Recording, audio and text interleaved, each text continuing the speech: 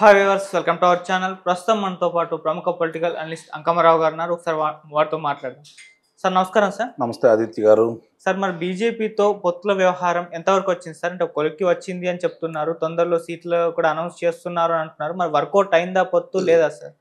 సహజంగానే ఈ పొత్తులు తెలుగుదేశం పార్టీయే ఇబ్బందికరంగా మారింది అనుకుంటే జనసేనతో కలవడం అనేది వైఎస్ఆర్సీపీ పార్టీ వాళ్ళకి నిద్ర పట్టకుండా చేసింది. అవును, ముఖ్యమంత్రి గారికి కావచ్చు, సహచర సభ్యులకు కావచ్చు, ప్రజాక్షేత్రంలో వాళ్ళిద్దరూ కలిసిన తర్వాత చాలా ఇబ్బందికరమైన పరిణామాలు ఎదుర్కొన్నారు. మరి వాళ్ళకి ఎవరు అండదండలంటే కేసీఆర్ గారు, కేంద్ర ప్రభుత్వం, వ్యవస్థలు, వాలంటీర్లు. ఇప్పుడు కేసీఆర్ గారు అధికారంలో లేరు కాబట్టి ఒక ఆసరా తొలగిపోయింది వాళ్ళకి. రెండోది ఈరోజు కేంద్ర ప్రభుత్వం. మరి కేంద్ర ప్రభుత్వం కూడా తెలుగుదేశం పార్టీ కలిసిపోయిన తర్వాత ఇప్పుడు అతను రక్షించేది ఎవరు? ఏమీ లేదు.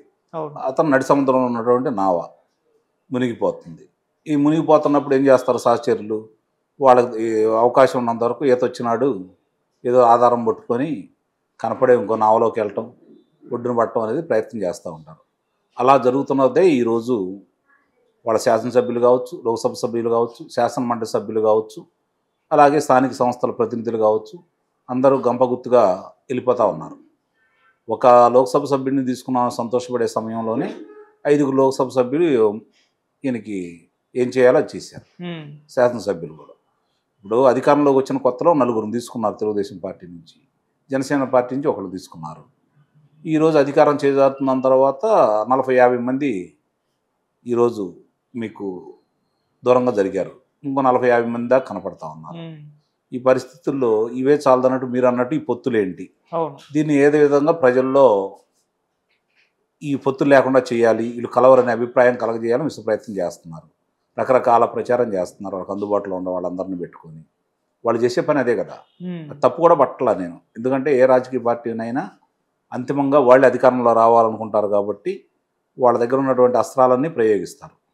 ప్రస్తుతం వాళ్ళు ఇలాంటి అస్త్రాలను ఈరోజు ప్రయోగిస్తున్నారు. కానీ ఈ జనసేన తెలుగుదేశం పార్టీ బంధం అనేది పెవికాల బంధంలాగా వాళ్ళు చెప్తున్నటువంటి వాళ్ళ భారతీయ సిమెంట్ అంత స్ట్రాంగ్గా ఈరోజు వీళ్ళు కలిసిపోయారు. వీళ్ళతో పాటు ఈరోజు మరి అమిత్ షా గారు స్వయాన చంద్రబాబు నాయుడు గారిని పిలిపించుకొని మాట్లాడటం, నడ్డా గారు ఇది 2 పర్యాయాలు జరిగింది 6 నెలల కాల పరిమితులు, ఇవన్నీ చూస్తూ ఉన్న తర్వాత భయం అనేది వాళ్ళకి ఏర్పడటం అనేది సహజమే. ఎందుకంటే వాళ్ళ వ్యవస్థలు నమ్ముకున్నారు తప్ప ప్రజలను నమ్ముకోలేదు. ఇప్పుడు మరి వ్యవస్థలు వాళ్ళకి వ్యతిరేకంగా ఉన్నాయి కాబట్టి, ప్రజలు వ్యతిరేకంగా ఉన్నాయి కాబట్టి వాళ్ళ కూడా ఎవరికి చెప్పుకోవాలి? కాబట్టి వీళ్ళు పొత్తులు ఉండవు, వీళ్ళకి మధ్యలోనే ఇబ్బందులు జరుగుతాయి, ఈ విధమైన ప్రచారాన్ని తెరలేపారు. కానీ అంతిమంగా ఇప్పుడు మీరు చూస్తూనే ఉన్నారు, ఎప్పుడు జరుగుతూనే ఉంటాయి. ఎన్నికలు ప్రక్రియ మొదలైన దాకా ఈ యొక్క మాటలు జరుగుతూ ఉంటాయి. ఆ స్థానాలు వీళ్ళకి, ఈ స్థానాలు వాళ్ళకని చెప్పని కొన్ని జరుగుతూ ఉంటాయి. ఒకవేళ వాళ్ళకు ముందుగా ఒక నిర్ణయం వచ్చినా కూడా ప్రతిపక్షాలకు అవకాశం ఇవ్వకూడదని చెప్పని చివరిదాకా ఆలస్యం చేస్తారు. ఇప్పుడు కూడా జరుగుతున్న ప్రక్రియ అది. స్వయాన నిన్న కేంద్ర హోంశాఖ మంత్రి గారు చెప్పడం కూడా జరిగింది కదా, గతంలో మాలోంచి బయటికి వెళ్ళిన వాళ్ళందరూ తిరిగి వాళ్ళు వస్తున్నారు, అందరినీ కలుపుకొని వెళ్ళి మేము బలంగా తయారవుతున్నాం, మా బలంతో పాటు ఆ బలాన్ని కూడా మేము పెంచుకుంటున్నాం అని చెప్పని స్వయంగా ఆయన ప్రకటించిన తర్వాత ఇంకా దాని గురించి ఆలోచించుకోవాల్సిన అవసరం అయితే ఉంటుందని అయితే అనుకోవట్లేదు. త్వరలో ప్రకటిస్తారు. నాకు తెలిసి 16-17 తారీఖుల తర్వాత 18వ తారీఖు అనుకుంటున్నారు సంయుక్త ప్రకటన వస్తుందని. అప్పటికి ఒక నిర్ణయానికి వచ్చేసి ప్రకటన చేస్తారని అయితే నేను భావిస్తున్నాను. ఓకే సార్, మొన్న మీటింగ్ అయితే జరిగింది కదా, చంద్రబాబు గారు ఢిల్లీకి వెళ్ళడం జరిగింది అమిత్ షా గారితో. అయితే కొన్ని రకాల న్యూస్లు బయటకు రావడం చూస్తున్నాం. అదేంటంటే బీజేపీ సీట్ల పంపకం విషయంలో ఒక స్టేట్మెంట్ ఇచ్చిందంటే 4:2:1 రేషియోలో పంచుకుందాం.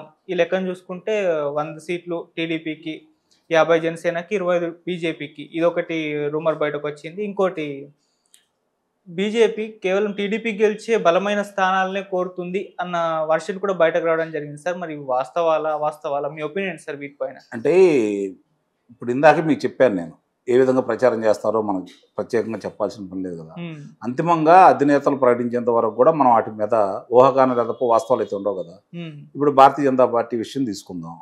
తెలుగుదేశం పార్టీ బలంగా ఉంది కదా. ఇక్కడ తెలుగుదేశం పార్టీ గెలిచే స్థానాలే వాళ్ళు కోరుకుంటారు, తప్పే ఉంది. వాళ్ళు పోయి ఏదో అరకు స్థానము లేకపోతే అలాంటివి కోరుకోరు కదా. లేకపోతే వాళ్ళు వెళ్ళి కడప అడగరు కదా, కడప లోక్సభ నియోజకవర్గం అడగరు కదా. లేకపోతే అట్లా వాళ్ళకి ఏంటంటే తెలుగుదేశం పార్టీ జనసేన బలంగా ఉన్నాయి కాబట్టి ఈరోజు ఆంధ్ర రాష్ట్రంలో పొత్తులంటే సహజంగానే బలం ఉన్న పార్టీలు నష్టపోతూ ఉంటాయి. ఇక్కడ నష్టపోయినా రాష్ట్ర ప్రయోజనాలు దృష్టిలో పెట్టుకొని పొత్తులతో వెళ్తున్నారు చంద్రబాబు నాయుడు గారు. కాబట్టి భారతీయ జనతా పార్టీకి ఆంధ్ర రాష్ట్రంలో ఫలానా ప్రదేశంలో మేము తప్పక విజయం సాధిస్తామని చెప్పుకోవడానికి ఏమీ లేదు కాబట్టి నిస్సందేహంగా తెలుగుదేశం పార్టీ గెలిచే స్థానాలు వాళ్ళు కోరుకోవడంలో తప్పులేదు. వీళ్ళు కూడా త్యాగం చేస్తారని అయితే నేను భావిస్తున్నాను. ఓకే సార్, అంటే ఒక్క సీటు కూడా బీజేపీకి ఇక్కడ లేదు. అటువంటి ఈ పరిస్థితుల్లో టీడీపీ ఎందుకోసమని బీజేపీ పొత్తు కోసం వెయిట్ చేస్తుంది సార్? ఇప్పుడు శత్రువు ఎన్నికలు ఎలా జరుపుతాడో చాలా స్పష్టంగా మనం చూసాం. స్థానిక సంస్థల ఎన్నికల్లో ప్రశాంతంగా ఎన్నికలు జరిగితే ఎలా ఉంటాయి అనేది శాసనమండలి ఎన్నికలు చూశారు. అంటే ప్రజల తీర్పు స్పష్టంగా అర్థమైపోయింది. 2023 ఫిబ్రవరి నాడు శాసనమండలికి ఇచ్చిన తీర్పు ప్రజాభిప్రాయం స్పష్టంగా అర్థమైపోయింది.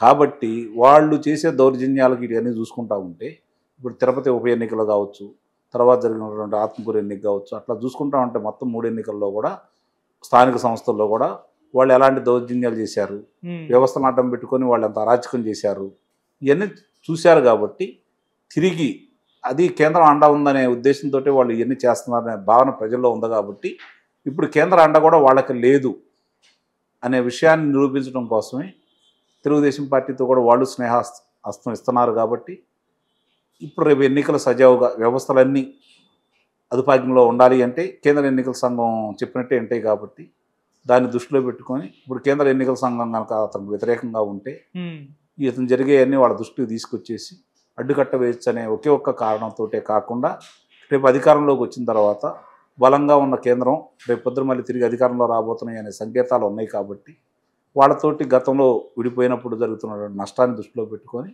అలాంటి నష్టం జరగకూడదని, ముఖ్యంగా ఆంధ్ర రాష్ట్రానికి ఏది ఉపయోగమో ఆ నిర్ణయం చంద్రబాబు నాయుడు గారు తీసుకున్నాడనేది మనం భావించాలి. ఓకే సార్, అలాగే జగన్మోహన్ రెడ్డి గారు కూడా ఢిల్లీ వెళ్ళడం జరిగింది, మోదీ గారితో మీటింగ్ ఏర్పాటు చేసుకోవడం జరిగింది. అయితే ఒక వర్షన్ బయటకు వచ్చింది, అంటే మాతో అంతా బాగానే ఉంది కదా, ఇంకా టీడీపీతో పొత్తెందుకు అన్నట్టుగా ఆయన మాట్లాడినట్టు కొన్ని వార్తాపత్రికల్లో రావడం చూసాం. మరి దీంట్లో నిజం ఉందంటారు సార్? నిస్సందేహంగా అనే ఉంటారు. ఎందుకంటే అవకాశాన్ని ఎందుకు వదులుకుంటారు? ఇప్పుడు మాకు సహకరించారు, ఇప్పుడు దాకా మేము మీకు సహకరించాము, మళ్ళీ వాళ్ళతోటి మీకు ఎందుకు అడుగుతారు. వాళ్ళు చెప్పుకుంటారు, నాయనా మేము వేగుల ద్వారా సమాచారం సేకరించాము, నీకు ప్రతిపక్ష హోదా కూడా వచ్చేటట్టు లేదు, నిన్ను నమ్ముకుంటే మా పట్ట కూడా మునిగిద్ది, రేపొద్దున నిన్ను నమ్ముకున్నావు అనుకో దక్షిణ భారతదేశం మొత్తం నీ యొక్క పేరు ప్రఖ్యాతులు భారతదేశ వ్యాప్తంగా ఈరోజు అందరికి తెలిసిపోయినాయి, ఆ ప్రభావం కూడా మా మీద పడవచ్చు నాయన, కాబట్టి మేము అట్లా వెళ్తున్నామని చెప్పుకుంటారు. Okay right sir, thank you so much sir. Thank you.